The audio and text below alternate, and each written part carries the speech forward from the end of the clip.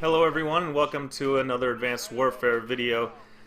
We still have a little bit of time before Black Ops 3 comes out, but we're far enough in Advanced Warfare's cycle that I don't feel like coming out with real Advanced Warfare content is really the best way to go.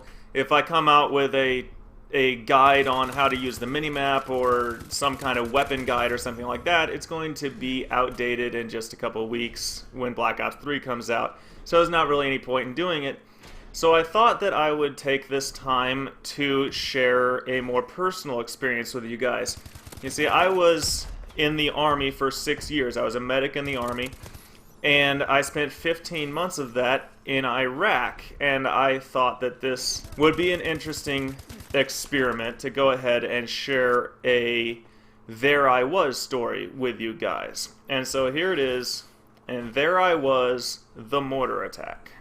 So I was working in a hospital in Iraq, and I'm not going to tell you where because I do believe that the hospital I was at is still there, and I don't want to accidentally give away any information that could put people at danger.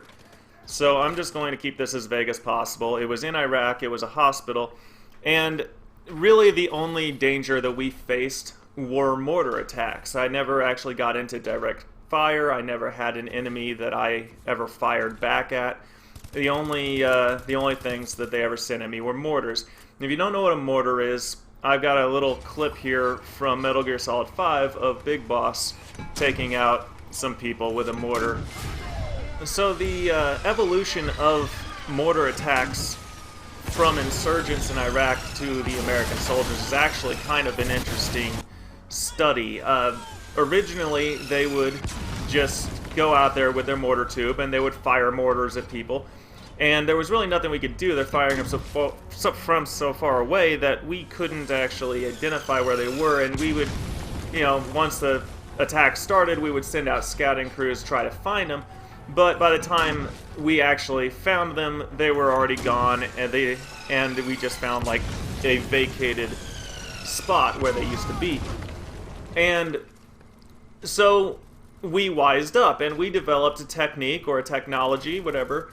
And what we were able to do was we were able to identify where a mortar came from based on its arc of travel. And we got so good at it that by the time the mortar hit the ground, there were already soldiers on the way to the exact spot that it came from. And we were able to get them without them being able to get away.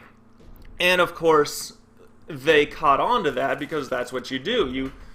You adjust to what your enemy is doing. And they did something that I really hate giving credit to the enemy, to be honest, because what they did, it hurt us. But they did something that is really amazing, and I don't know if they stole this from somewhere in history or if this is the first time it's happened, but what they would do is they would set up their mortar tube and they would freeze the rocket tip in a block of ice. And then they would set the tail into the mortar and they would just walk away. And the ice would then melt, the rocket would fall, it would hit the firing pin, it would fly out. And of course, as soon as it leaves the tube, we know where they are and we're on our way to get them. But when we get there, all we find is a vacated mortar tube with a puddle of water because they left an hour before the thing even went off. But the thing is that strategy, no matter how creative it may be, has its positives and its negatives. Its positives, of course, is the fact that it makes them impossible to catch because we don't even know there's anything to catch until they're already gone. The negative, though, is that it limits their striking ability. They can pretty much only fire what they can set up one time. There's no reloading because they're already gone. So by the time I got over there, the mortar strikes were basically, between 1 and 3 bombs coming in once or twice a week. And it was kind of a funny evolution of our mindset because when we first got in there, the first week we got mortared and it was like, oh my gosh, we're getting mortared. What do we do? Everybody throw on your body armor and your helmet and go hide in the corner until it's over. This is crazy. And it was like 2 bombs and then it was done. And then, like literally just 2 weeks later, it's like, hey Dodds, wake up, we're getting mortared. And I'm like, leave me alone, I'm tired. Stupid bombs. And it was just like not even a big deal. It's amazing how quickly something goes from being like the most significant thing you've ever had happen to you to just being everyday life. So anyway, back to the story. So there I was at checkpoint 1 at the hospital pulling guard duty. And checkpoint 1 is not a very good place to be because there is absolutely zero overhead cover. There's a wall of sandbags in case an actual firefight breaks out, and there's a guard shack. And when I say shack, I am using the word shack very literally here. If that thing got hit by a grenade or a mortar or a strong breeze, it was going to cave in on itself. It was a very rickety, poorly made building that offered absolutely no cover at all. So there was no overhead cover where I was at. When we hear the alarm go off, going, incoming, incoming, woo! Incoming, incoming, woo! And, of course, I'm leaning up against the sandbags like I'm not supposed to do. And, you know, I'm just sitting there like, whatever, incoming, big deal. And, you know, bomb flies in, it lands probably, 1,000 feet away. And then it's like, whatever. And then we hear the alarm go off again. Incoming, incoming, woo, incoming, incoming, woo. And I'm thinking, oh, it's a double. This is interesting. This is fun. And bomb comes in, lands a little bit closer, but still nothing for me to worry about. And as soon as it comes in and lands, we hear the alarm again. And at this point, I'm starting to get a little bit concerned because 3 pieces were a little rare at that point. And so the third one comes in and lands a little bit closer still.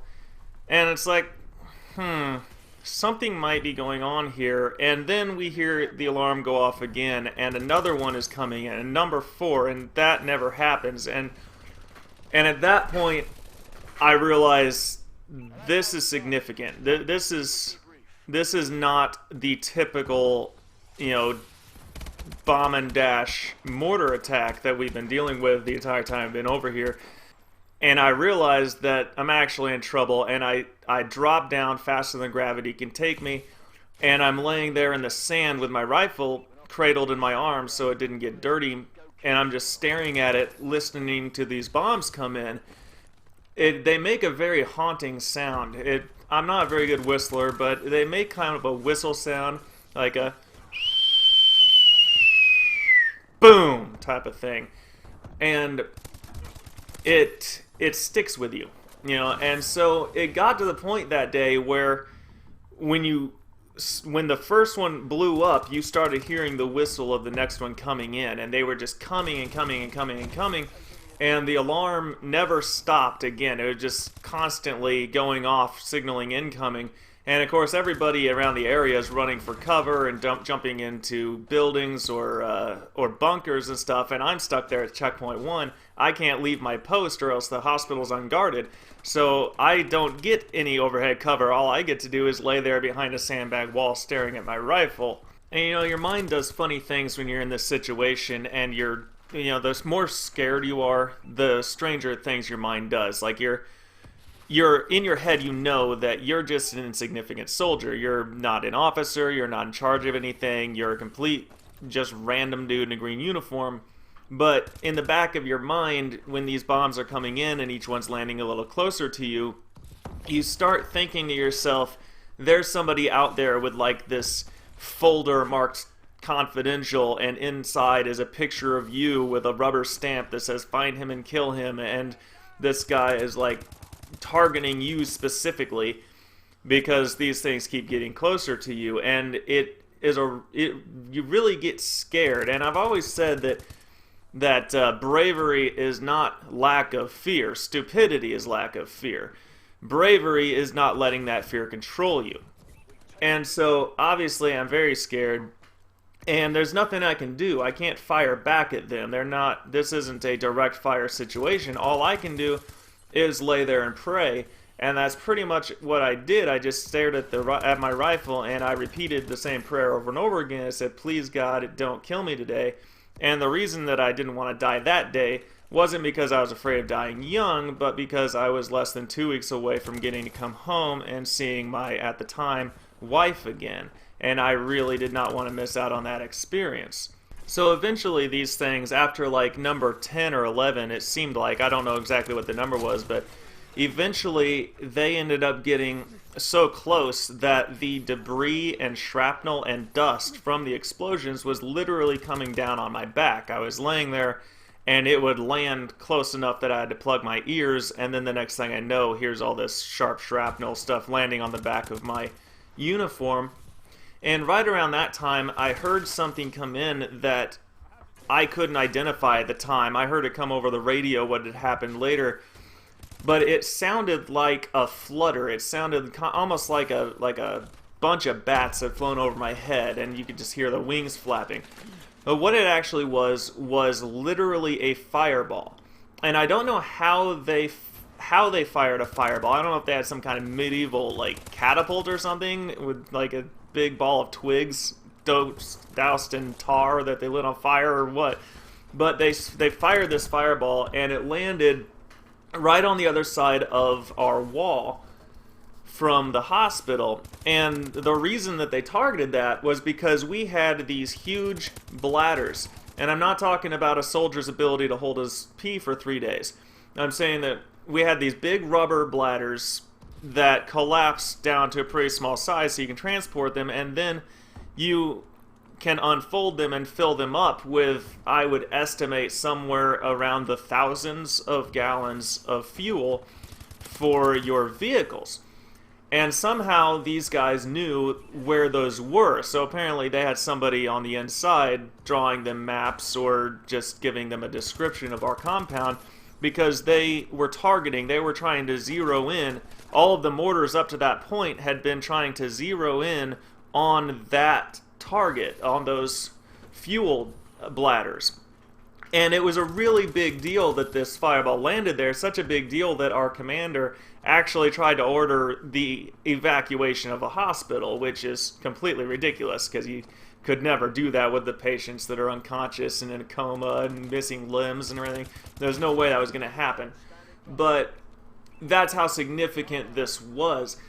And shortly after that, a fire engine pulls up to checkpoint 1, and we're still getting bombarded by mortars that are landing pretty close to my area. And here's this fire truck wanting to put out the fire before it explodes that fuel. And the thing is that he was wanting to come into our compound, but coming into our compound would not have gotten him there. He would have been on the wrong side of the wall. What he needed to do was go down a little bit further and turn onto a side street that would take him around and then drive through a bunch of neighborhoods before he would be able to get there. And of course there's no street signs, and there's no there's not even lane dividers over there. You literally just have concrete, and that's their road. There's no rules of the road, there's no laws that people follow, and it makes it really difficult to give directions. And so at this point, I'm so terrified of the situation that my mind is literally making it physically difficult to move. And when I tried to get up to talk to that firefighter to tell him where to go, it was as though I weighed an extra 400 pounds. It was very, literally difficult to stand up, but I managed to fight my way to my feet, and I stumbled out from behind my sandbag, and I'm standing there in the middle of the road. I walk around, I climb up on top of the fire engine to talk to this guy on his door, and of course he's not an American. Now, I don't know what he was. I don't know if it was British or Australian. Either one is reasonable.